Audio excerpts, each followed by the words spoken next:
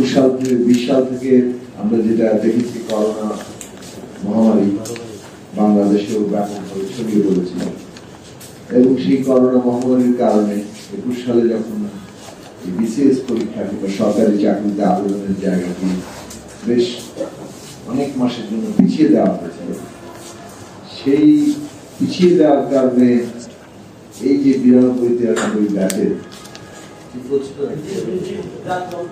92-93 যারা জন্ম নিয়েছেন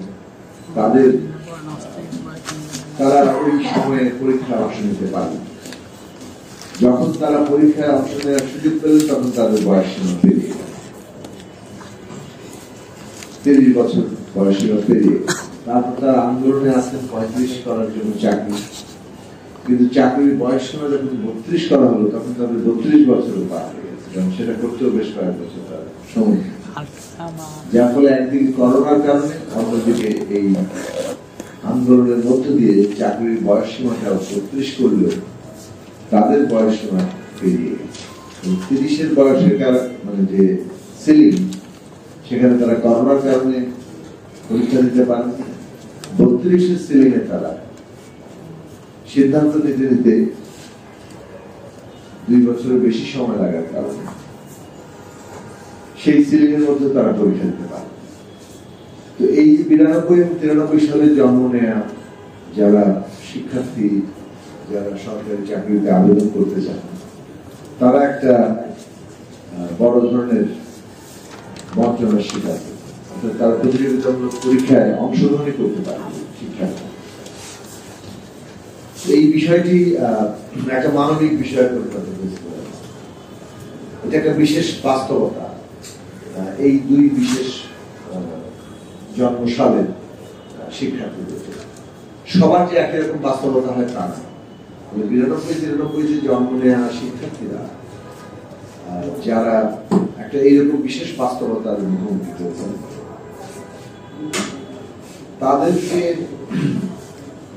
কোন মানবিক বিবেচনায় প্রতিযোগিতামূলক পরীক্ষায় অংশ নিতে সুযোগ দেওয়া যায় কিনা সেটা সরকারকে অত্যন্ত মানবিকভাবে বিবেচনা করা হয়। এখন এইটা তো একটা কতগুলো সমস্যা আছে, এটা আমরা বুঝি যে যখনই কোনো বিশেষ বিবেচনা আনা হবে তখন ওইটা একটা দৃষ্টান্ত হয়ে যায় এবং এই বিশেষ বিবেচনা অন্যরাও দাবি করতে পারে। কিন্তু এই ক্ষেত্রে যে বিষয়টি আছে যে এমন একটা পরিস্থিতির শিকার এই 2 ব্যাচের শিক্ষার্থীরা হয়েছে, যেটা আসলে সহসা প্রতিনিয়ত ঘটে না।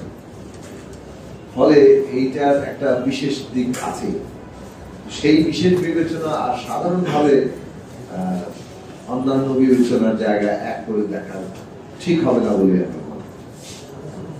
এই ক্ষেত্রে এই বিশেষ বিবেচনা করা যেতে পারে। ফলে সংশ্লিষ্ট যারা সিদ্ধান্ত নেন, মাননীয় প্রধান উপদেষ্টার কাছে আবেদন করা হয়েছে এবং এর সাথে যে যুক্ত আছে জনপ্রশাসন মন্ত্রণালয় সহ যারা সংশ্লিষ্ট কর্তৃপক্ষ, তারা এই বিষয়টি বিবেচনা করবেন, মানবিক দিক থেকে করবেন যে 92 এবং 93 সালে জন্ম নেওয়া শিক্ষার্থীরা তারা যাতে করে অন্তত একবার প্রতিযোগিতামূলক পরীক্ষায় অংশ নেওয়ার সুযোগ পায়। তারা তো আসলে ঠিক চাকরি চাইছেন, তারা চাইছেন যে তারা প্রতিযোগিতামূলক পরীক্ষায় যাতে একবার অংশ নিতে পারে।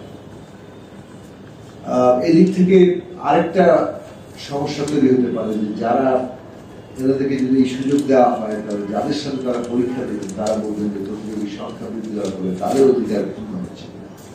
সেটাও একটা মানবিক বিবেচনার জায়গা এবং এই বিষয়গুলো বিবেচনা করে সকলকেই একটা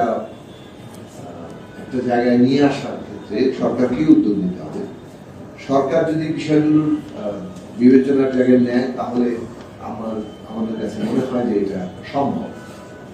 এই বিবেচনাটা সমাজের মধ্যে বিবেচনা বোধকে আরো বাড়ায়। তো আমরা এটা গুরুত্বের সাথে নেওয়ার জন্য দেশের নীতি নির্ধারকদের কাছে আহ্বান জানাব, তারা যাতে এই ধরনের ঘটনা প্রবাহের মধ্য দিয়ে, ঘটনা চক্রের মধ্যে যারা ব্যাপকভাবে বঞ্চিত হলেন, প্রতিযোগিতামূলক পরীক্ষায় অংশ নেয় তাদেরকে সেই সুযোগটা দেওয়া। বাংলাদেশে তো একটা বাস্তবতা তৈরি হয়েছে যে এখানে সরকারি চাকরি যদি অংশ নেওয়ার সময়সীমা না থাকে, 30 ছিল এখন 32 হয়েছে। এই যে চাকরির বয়স সীমা, এই বয়স সীমা এমনকি প্রাইভেট সেক্টরও সেটাকে প্রায় অনুসরণ করে। এই বয়স সীমা অতিক্রম করলে প্রাইভেট সেক্টরেও শিক্ষানবিশরা চাকরি দিতে পারে না, অভিজ্ঞতা ছাড়া তখন তাদের চাকরি নেওয়া কঠিন হয়ে যায়। ফলে চাকরির বয়স সীমা এইভাবে যে সিলিং বাংলাদেশে করা হয়েছে, এই সিলিং বহু আমাদের শিক্ষার্থীকে চাকরি জীবনে এসে মানুষ বিড়ম্বনা, মানুষ কঠিন বাস্তবতা মুখোমুখি করেছে। সেই দিকটাও যারা এটা নির্ধারণ করেছেন তাদের বিবেচনা